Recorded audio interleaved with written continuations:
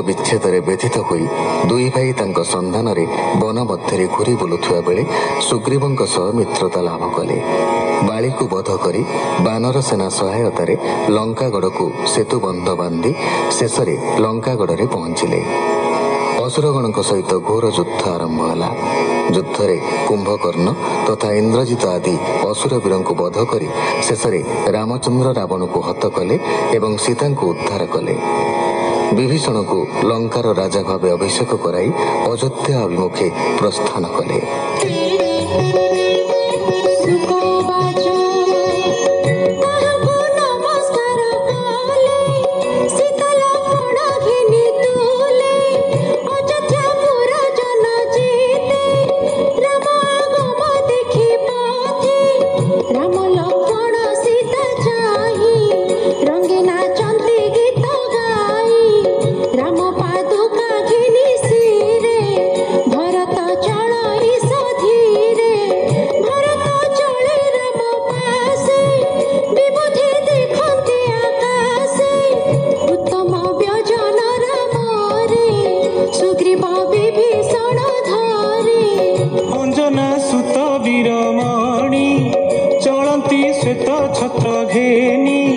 शत्रुघ्न करे धनुषार पथे देखती सुर नार जानकी करे कमंडल पूरित नाना तीर्थ जल अंगद हस्ते खड्ग सोही सुवर्ण शत चंद्र जही स्तुवंती बंदी नारी जूथ मध्य विजय रघुनाथ नक्षत्र मध्य जेन्हे शशि त्रिदशे कुसुम बरसी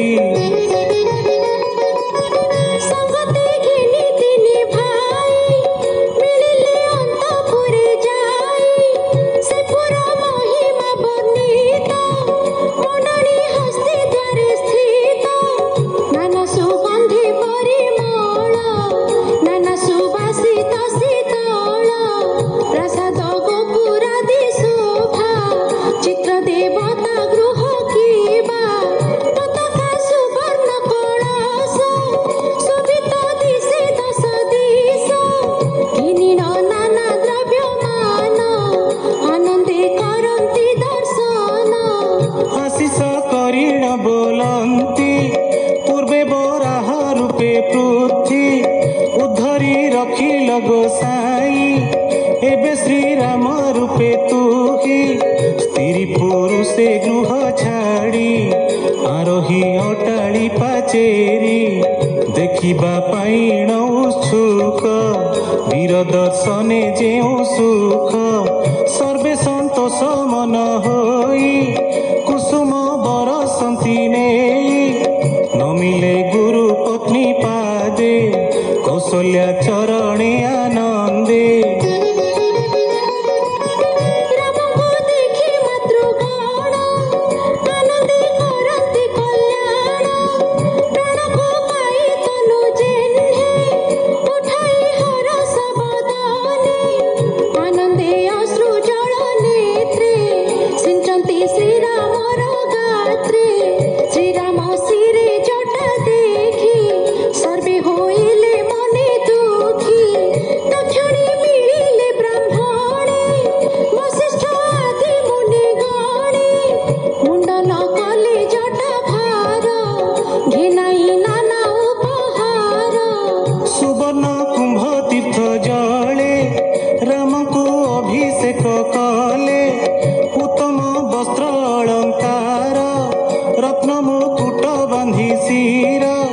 जानकी तुले अभिषेक मिली सकल प्रजालोक राम को पाई प्रजा जने सकले हरषित मने अपुत्र पुत्र पाई जेन्हे आनंदे हरष बदने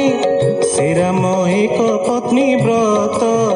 आचरे राज ऋषि मत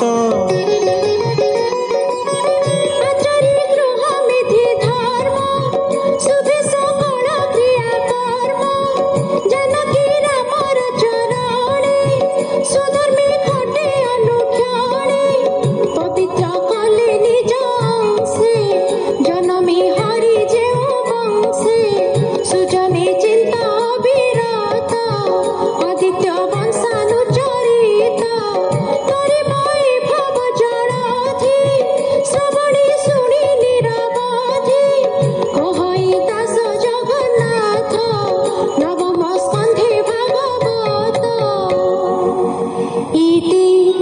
श्रीमद्भागवते महापुराणे पारमहंस्यां संहितायां नवमस्कन्धे दशमोऽध्यायः। शुक उवाच श्रीराम राज्ये होई राजा आनंदे पाळी जन प्रजा उत्तम कल्पे यज्ञ कले वशिष्ठ आदि मुनि तुले विप्रंकु चारि बेदु बरी दक्षिणा देले चित्त भरी भूमि की करी चारि भागे दक्षिणा देले अनुरागे होतांकु पूर्व दिग देले अध्वर्यु पश्चिमे कल्पिले उत्तर दिग सामगाने ब्रह्मांकु दक्षिण विधाने ब्राह्मणे देले चारि दिश आचार्ये देले अवशेष सीता संगते रघुपति आचरी गृहस्थंक गति अनेक वस्त्र रत्न धने संतोष करी सर्वजने आचरी गृह मेधि धर्म वेद विहित जेते कर्म ब्राह्मणे देखी साधु कथा मने न कल्पी अन्य चिंता रामर निकटे मिलिले अनेक स्तुति वाक्य कले एमंते किछि दिन गला सुन हो गोविंदर लीला दिने राम रात्र काले बुलंती निज भृत्य तुले जस जस के कि चिंते एमंते विचारी गुपते सुनिले एक गृहाश्रमे पत्नी की बोले गुरु तमे तू दुष्टा नारी घरु जा मुन छुईबी तोर देह